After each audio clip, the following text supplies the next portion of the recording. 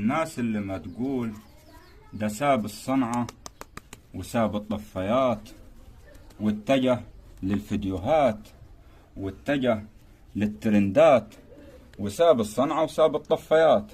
طيب أنا عايز بس كلمة واحدة من محبيني ومن مشجعيني اللي بيشجعوا فكرة أيوب القاضي وبيشجعوا فكرة الطفاية دي.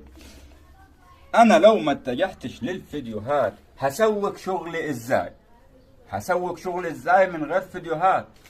ما هو أنا لازم أعمل فيديوهات عشان أسوق شغلي.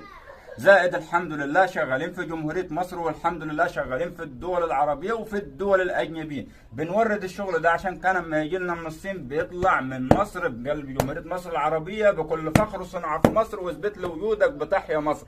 زائد بنسوق القوالب اللي هي بتصنع الشغل ديت. يعني لو حابب تبقى صنايعي وبريمو في الصنعة تواصل معانا.